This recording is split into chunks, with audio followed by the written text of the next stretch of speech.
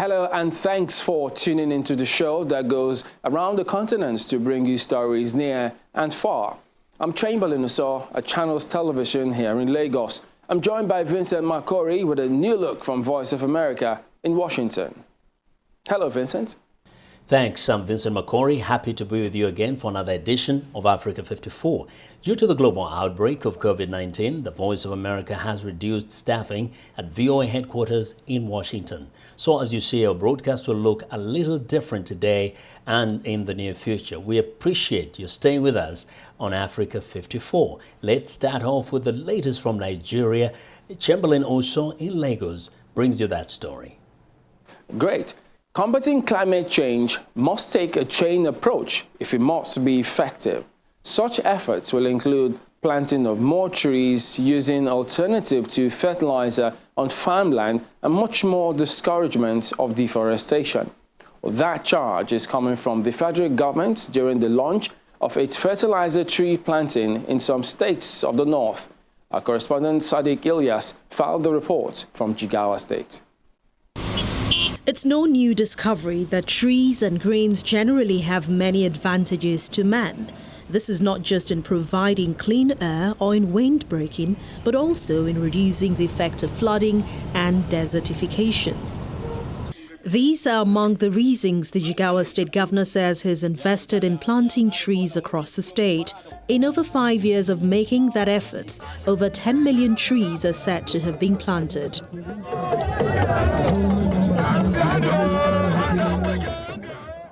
As you have seen on our record, in the last 4 or 5 years, we have done 10 million. We have raised 10 million trees in this state. And we still have about 24 nurseries that raise trees. We are going to double that in the next 3 years. The state is not new to tree planting, except that the federal government is joining forces this time through its fertilizer tree planting program. The tree, known in Hausa language as gawo, is notable for improving soil fertility by capturing nitrogen from the air and putting same in the soil through their roots and falling leaves. The program, meant to address the challenge of climate change, is targeted at over 600 communities across 7 states. The program overall of the development goal is reducing rural poverty, increasing food security, accelerating sustainable economic growth, and reducing vulnerability for smallholder farmers, particularly women and young people. CASP is the only program in the country that was specifically designed to address the negative effect of climate change on agricultural production. In spite of the number of trees the state boasts of planting, the governor of Jigawa is certain more are still being planted. Well, it is analyzed that gao tree releases nitrogen, and the seeds that fall just before the rainfall help to fertilize the land. So we will include gao in this project. Initially, we are doing about 200,000 per annum on gao. But we are going to increase the number and reduce the number of other trees. In Jigawa State, northwest Nigeria, over 80% of the population are farmers, and government is taking advantage of other means besides chemical application of fertilizer. To get more on that, we are joined by Mr. Richard Nzeku, who is the climate change specialist with the federal government and International Fund for Agricultural Development Assisted Climate Change Adaptation and Agribusiness Support Program. He joins us from Katsina State. Thank you for joining us today on Africa 54. Now tell us, of what advantage is the fertilizer tree or the fertilizer trees over the usual practice of tree planting? The advantage of the fertilizer tree is that it gives nitrogen. It's a nitrogen-fixing plant. They are members of this acacia family that fix nitrogen in the soil.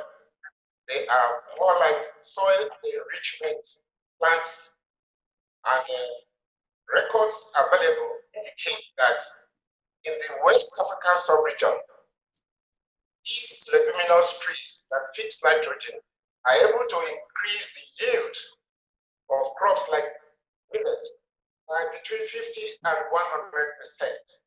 In other words, farmers that have these trees on their farms are likely to have more yield than those who do not have it. So are these species new? Are they imported? And where from, if they are? They are not new. They are indigenous. It is just that people have not been aware, farmers have not been aware of the benefits they derive from these trees. They are available locally here in Nigeria and in the West African sub-region, especially a place like Niger, where we are drawing our inspiration from. Because in neighboring Niger, these trees have been rehabilitated or have been planted. Over 5 million hectares of land recovered through the use of this tree. What informs the decision to introduce them now? The Climate Change Adaptation and Agribusiness Support Program, being driven by the federal government of Nigeria with the International Fund for Agricultural Development Assistance, is looking at many ways we can bring the climate change adaptation issues to the front burner. Trees are known to have tremendous benefits in addressing the issue of climate change. So at this point in time, after a number of other issues have been brought to focus, for example, telling farmers about seasonal rainfall prediction, trees are now the focus to make sure that we environmentally secure the place, the frontline states where we are that are prone to desertification, have more trees on their farmlands. The difference of what we are doing is that these trees are to be domiciled on farmers' plots. In other words, there is ownership of these trees. And those of the trees that are in situ, that is, they are found on these lands, the farmers are to be trained on how to manage them to get substantial yields. And what about the sustainability? Very good. Because these farmers are realizing how important it is, further sensitization, creation of awareness will make them not to cut down trees, because if you know how important a tree is to you, you are the one that started it, maybe participated in the nursery, in getting these seedlings raised in the nursery, planting it out in the field, then you have to protect them. We guarantee that there will be sustainability, because they now know how important this tree is to their productivity. Fertilizer, inorganic fertilizer, is getting more expensive and not even available. So this is a low-hanging fruit, sort of. So tell us then, what plans are in place to get them to other parts of the country? Well, they may not be spread all over the country as such, because by its ecology, it thrives well in the drier areas.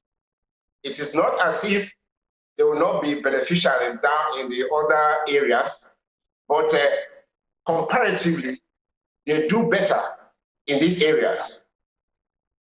So our aim is to further reclaim the land that is being degraded. Because one major cause of migration is when the land can no longer carry what the farmers are doing. But if we're able to get them to have more trees in their farms, then they will remain in their locality because their productivity will increase. Therefore, the urge to move from one place to the other will be reduced. An additional benefit of this tree is that it produces fruits and fodder that can be used for livestock. So you have a win-win situation. Farmers are benefiting, herdsmen are benefiting also. All right then, Mr. Richard Nzeku, thank you for joining us today on Africa 54. Thank you very much. You are welcome. Some have seen in COVID-19 the opportunity to reinvent themselves and provide original services. In Kinshasa, a young woman now offers a circulating library service, as she calls it, meaning she delivers books. Anastasia Tudeshe met her for us. Home delivery is a pretty well-developed service in Kinshasa, from goods to food. Since the beginning of July, a 23-year-old woman has added books to the list of items the Congolese capital residents can get without stepping out. And it all started with confinement and a tweet. It's amazingly handy because the books come to us at home, especially in this confinement moment. We don't get to go out anymore, let alone going to libraries or bookshops. This is the first time Dudu Kajangu has had rented books delivered to his house. And he is not the only one thrilled by the service. My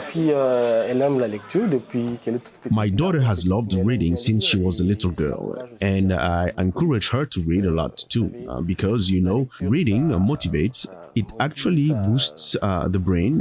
It allows us to have a good vocabulary to write easily. Kajangu says renting the books and thus having to give them back is extra motivation to read, whereas buying books outright allows for procrastination. Kajangu is using a service developed by Soraya Odia called Majusco. Majusco is a rooming library. The idea here is to bring books to people. Soraya says the idea of renting her books and delivering them to customers came to her while she was still working as an intern for the European Union. Having a lot of time on her hands, she decided to start a list of her books. When I finished listing my books, it made me think about the library I often go to. I told myself, they do that too. They even have a system. And why do I give people my books anyway? I could rent them and create an income. That's when the idea came about. I created a form to fill out for people who would subscribe and everything. That's when I tweeted it. Soraya hosts a weekly book show on her YouTube channel and builds her catalog with books donated and books bought from street sellers or Kinshasa's only second-hand bookstore. She's one of our most regular customers. She comes to buy books 2 or 3 times a month. Traditional shops, especially bookshops like Joe Kalongo's, have lost a good part of their clientele since the coronavirus confinement. That change has boosted Soraya's new online business and fueled her literary lifestyle. I consider myself a literary activist, if I may. I campaign for people to have access to books, because more than anything else in the DRC, literature suffers from the problem of distribution. And I think that when people say that Congolese people don't read, I don't find it to be totally true. Some want to read, but don't know where to find the books. So I see myself as a bridge between books and the Kinshasa residents in particular, and the Congolese in general. Majusco clients pay $10 plus transportation to have 4 books per month delivered to their homes. With a degree in rural economy, environment, and project management, Soraya says she's still looking for a more traditional job. But while she's waiting, she's planning to move her Majusco operation to an office where she can expand her staff and her library. Anastasia Tudeshe for VOA News, Kinshasa. Welcome back to Africa 54. I'm Vincent McCory in Washington. South African environmental activists are suing the government and mining companies to clean up toxic waste from gold mining and to compensate people who have become sick from the contamination. An environmental group says the waste, including uranium, is releasing radiation on nearby communities and squatters. Franco Puglisi reports from Johannesburg. These are the remains of Mintails gold mining operation. Mintails, an Australian-owned company, is being sued along with the government for not cleaning up environmental damage at its mines. The Federation for Sustainable Environment is taking the court action. We do not hold the directors ourselves criminally responsible, but we do ask for the court to order the governments to take action against the directors. So we hope to achieve a precedent. Mintails was liquidated last year, leaving an unfunded environmental liability. Meanwhile, the Department of Mineral and Energy Resources is seeking to avoid a lengthy legal process and wants to see the case settled out of court. We really would love to find a solution for the community and would love the mine to come back and work so that it can resolve the environmental challenges and also resolve the issue of illegal mining in that area, which has now become nuisance to the communities and everyone in the surrounding areas. Nearby communities, such as the Tudor Shaft, are exposed to radiation and the toxic tailings from the mines, says Mariette Liefering. This was declared a radioactive hotspot. The radioactivity levels in this area is significantly elevated. This community has been exposed for decades, more than a decade, to the dust fallout from the tailing storage facilities, the physical risks from open cast mining and blasting. Some Tudor Shaft residents have been relocated to safer areas, but many more have been left behind. There is no infrastructure, no water, no electricity, and the community has been here since 1995, and we try to engage with different, municipal departments as far as this concern, and there was no luck, there was no answers in our proposals that we made in regard to relocation.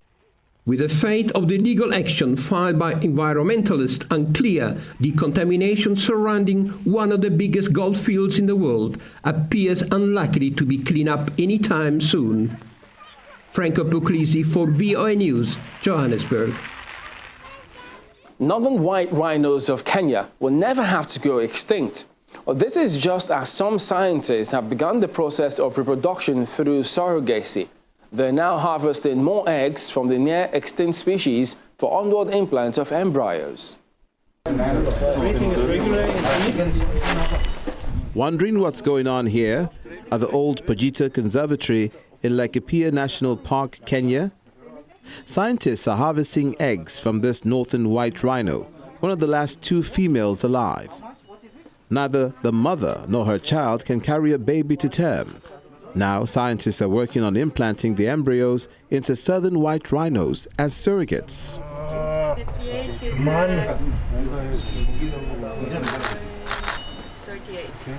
This species of rhinos are the world's most endangered mammal. They have hairier ears and tails and are shorter and stockier, yet with different genes than their southern cousins. The last male of his kind, named Sudan, died in 2018. These animals are found in East and Central Africa, but now the number plummets due to increasing cases of poaching. If you want to start a population of a northern white rhino, one baby is not enough. You need as many babies as possible. So this is the reason why we would like to repeat the collection of eggs, let's say every 3, maybe every 4 months. It would depend on the health status of the females in our vegeta.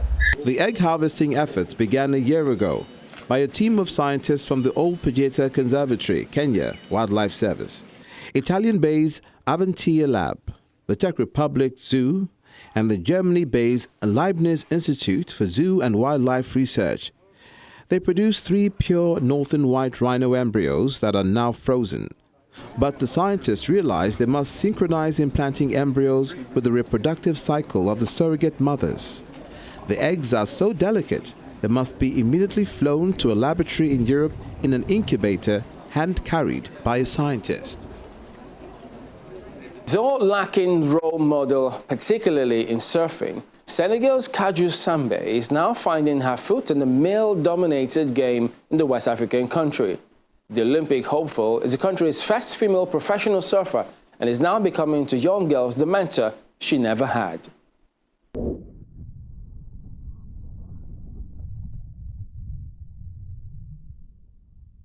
Ready for the storm. That's what Kaju Sambe has always been, poised for the challenge that comes with the wave.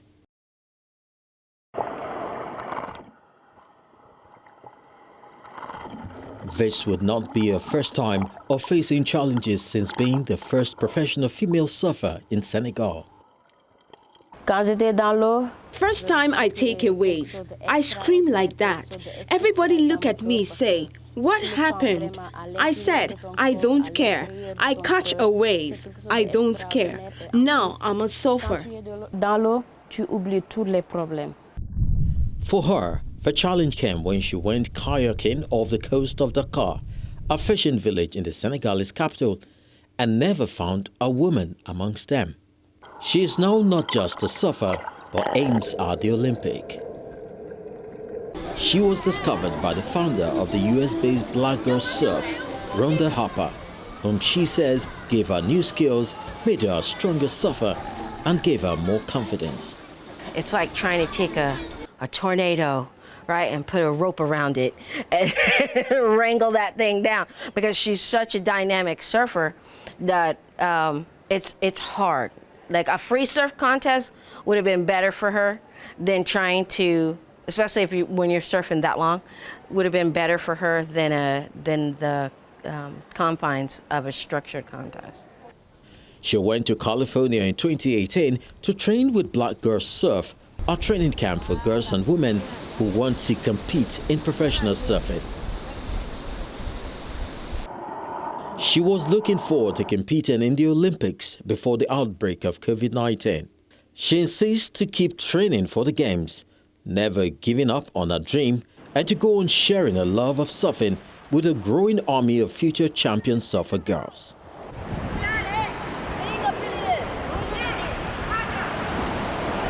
Years of conflict in Syria created millions of refugees in one of the world's worst ongoing humanitarian crises. Refugees live in crowded camps with limited access to food or land to grow crops. VOA's Rasha Rabasadi reports on a camp in Jordan where experts teach Syrian refugees how to farm in tight spaces.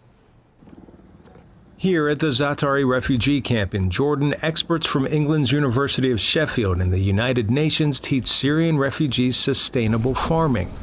Hani Nasser is head of social service projects for the United Nations High Commissioner for Refugees. The UNHCR always tries to implement ideas that help the local Syrian community.